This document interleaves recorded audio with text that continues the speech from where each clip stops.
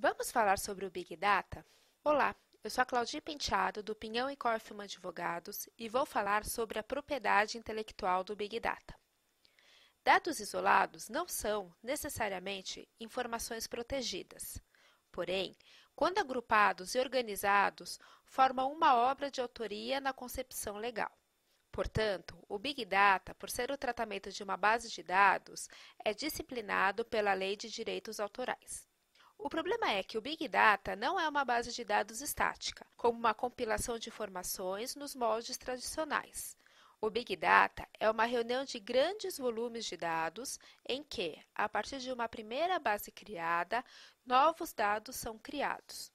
A partir de tais peculiaridades, é importante que contratos de licenciamento que envolvam Big Data regulem claramente as nuances que podem existir nessa forma de tratamento de dados.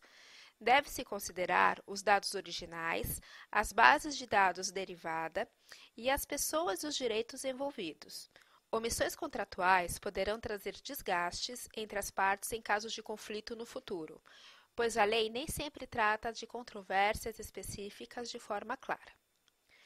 Outra polêmica é a definição legal de autor da obra, que, de acordo com a Lei de Direito Autoral, será necessariamente uma pessoa física. Isso, trazendo para o contexto do Big Data, é praticamente inconcebível. Melhor seria, neste caso, um tratamento com base nos princípios da lei de software, que tem um tratamento neste aspecto naturalmente voltado ao universo corporativo. Por exemplo, estabelecendo a regra geral de que os direitos relativos ao software pertencem ao empregador e não ao empregado. Portanto, fica-se diante de uma possível confusão de conceitos. Por um lado, o Big Data pode ser visto como uma base de dados, ou seja, uma obra protegida pela Lei de Direitos Autorais. Por outro lado, também pode ser interpretado sob a luz dos princípios da Lei de Software.